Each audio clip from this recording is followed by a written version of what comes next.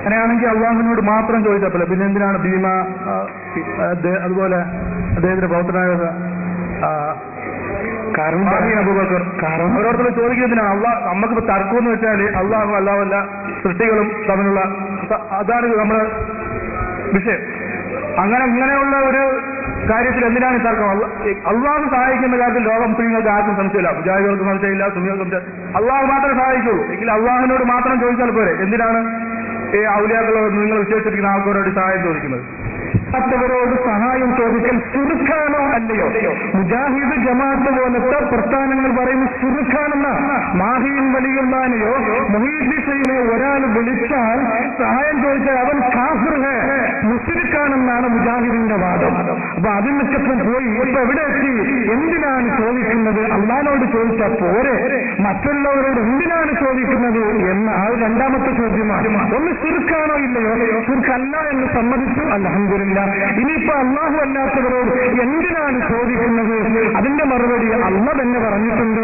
ഇന്നമാ വലിയുക്കുമുല്ലാഹു വറസൂലുഹു വല്ലദീന ആമനു ലല്ലദീന യുഖീമൂന സ്വലാത്ത.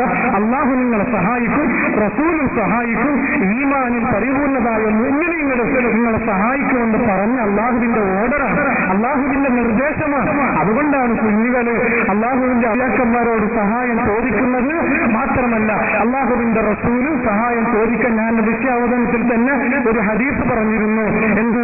നിങ്ങൾ വിജനമായ സ്ഥലത്ത് ചെന്നപ്പെട്ടാൽ അവിടെ നിങ്ങളെ സഹായിക്കാൻ ആരുമില്ല എങ്കിൽ നിങ്ങൾ യാ ഇബാദല്ലാഹ്, അള്ളാഹുവിന്റെ അബുദാരികളാകുന്ന വലികളെ എന്നെ നിങ്ങൾ സഹായിക്കണേ, എന്നെ നിങ്ങൾ സഹായിക്കണേ എന്ന് വിളിക്കണമെന്ന് റസൂലുള്ളാഹിന്റെ നിർദ്ദേശമുണ്ട്.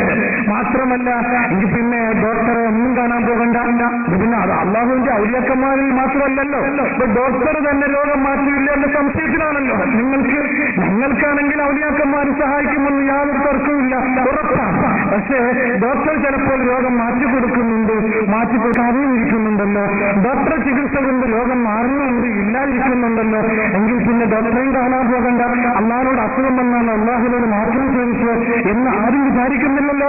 മുജാഹിദായാലും ജമാഅത്തായാലും സുന്നിയായാലും അങ്ങനെ ആരും വിചാരിക്കുന്നില്ല.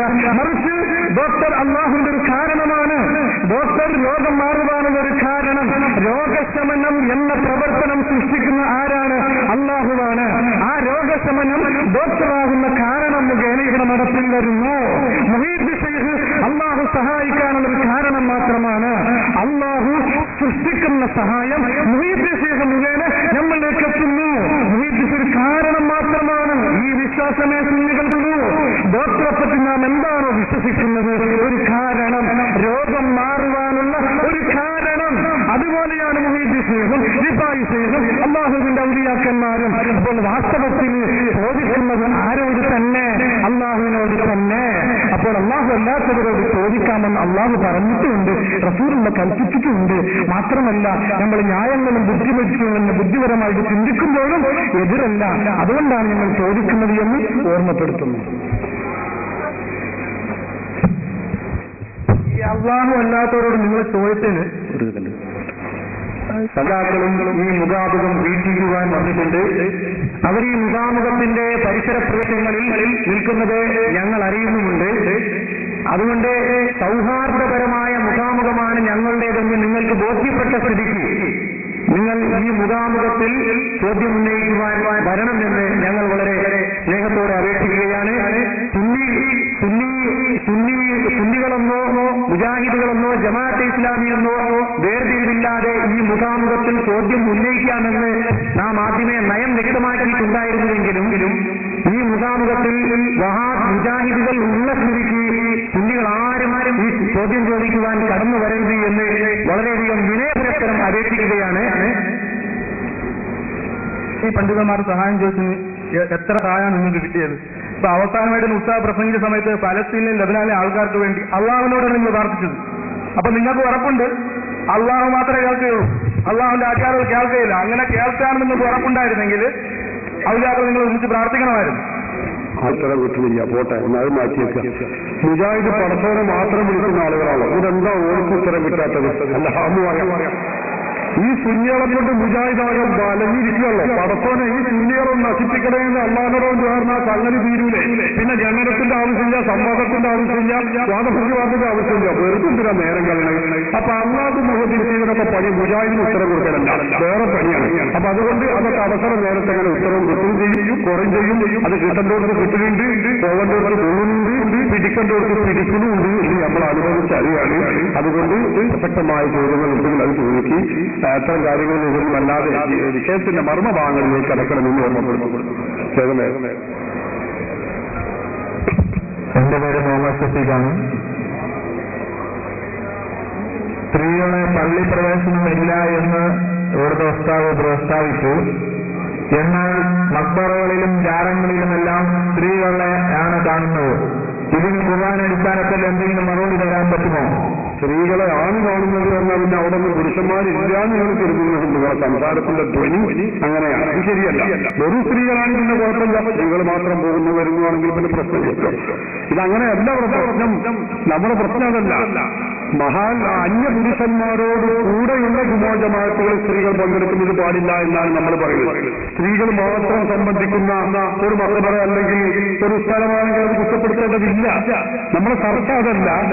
അന്യ പുരുഷന്മാർ പങ്കെടുക്കുന്ന ജുമുഅ ജമാഅത്തുകളിൽ സ്ത്രീകൾ പങ്കെടുക്കാൻ വേണ്ടി പുറപ്പെട്ടു പോകാൻ പാടില്ല. ഇതാണ് നമ്മൾ പറയുന്നത്. നിങ്ങളുടെ ചോദ്യം മക്ബറകളിൽ സ്ത്രീകൾ പോകുന്നു പാടുണ്ടോ എന്നാണ്. മഹാത്മാക്കളുടെ മക്ബറകൾ സിയാറത്ത് ചെയ്യുന്നത് സ്ത്രീകൾക്ക് കൂടി സുന്നത്താണെന്ന് പണ്ഡിതന്മാർ പഠിപ്പിച്ചിട്ടുണ്ട്.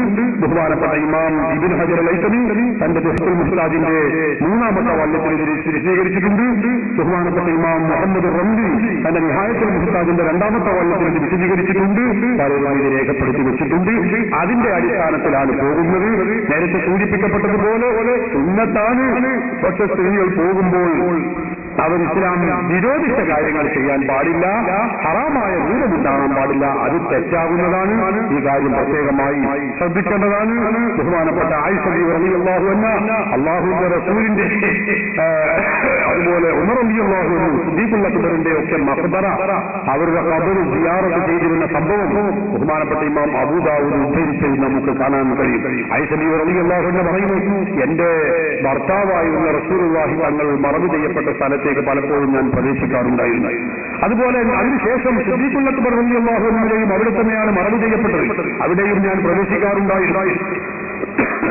അതിനുശേഷം ബഹുമാനപ്പെട്ട ഉമർ റളിയല്ലാഹു അൻഹുവിനെ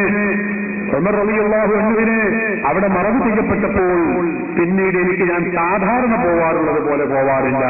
കാരണം ഉമറ, ഞാൻ വളരെ മറച്ചുകൊണ്ട്, വളരെ ശരീരം മുഴുവനും മറച്ചുകൊണ്ടാണ് ഞാൻ ആ മക്ബറയിലേക്ക് പ്രവേശിക്കാറുണ്ടായിരുന്നത്.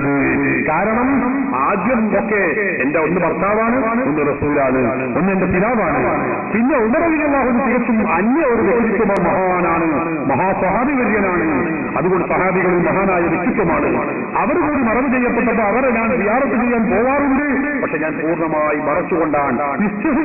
ഉമറ വഫാത്തായി അവരിൽ കിടക്കുന്ന ഉമർ റളിയല്ലാഹു അൻഹുവിനെ തൊട്ട് ഞാൻ ലജ്ജിച്ചതിന് വേണ്ടി, ഹയാ ഉണ്ടായതിനു വേണ്ടി എന്ന് ബഹുമാനപ്പെട്ട ആയിഷ റളിയല്ലാഹു അൻഹ പറയുന്ന ഹദീസ് ഇമാം അബൂ ദാവൂദ് ഉദ്ധരിച്ചതായി നമുക്ക് കാണാൻ കഴിയും. ആയിഷ റളിയല്ലാഹു അൻഹയിൽ നിന്ന് തന്നെ ഇമാം മുസ്ലിം ഉദ്ധരിച്ച മറ്റൊരു ഹദീസിൽ കാണാം. മഹദി പറയുന്നു, കൈഫ അഖൂലു ഇദാ ദഖൽതുൽ മഖാബിറ, ഞാൻ മഖ്ബറയിലേക്ക് പ്രവേശിക്കുകയാണെങ്കിൽ എന്താണ് ഞാൻ പറയേണ്ടത് എന്ന ഒരു ചർച്ച ആയിഷ റളിയല്ലാഹു അൻഹയിൽ ഉദ്ധരിക്കപ്പെടുന്നത് നമുക്ക് കാണാൻ കഴിയും. അപ്പൊ അവരൊക്കെ മഖ്ബറയിൽ, മഹാത്മാക്കളുടെ മഖ്ബറയിൽ പോവാറുണ്ടായിരുന്നു, ചെയ്യാറുണ്ടായിരുന്നു. അതിന് ശരീഅത്ത് ഇസ്ലാം അത് വിലക്കിയിട്ടില്ല. പക്ഷെ ഇസ്ലാമിക നിയമങ്ങൾ കർക്കശമായും കർശനമായും പാലിച്ചിരിക്കണം എന്നത് ഒരു വ്യവസ്ഥ തന്നെയാണ്.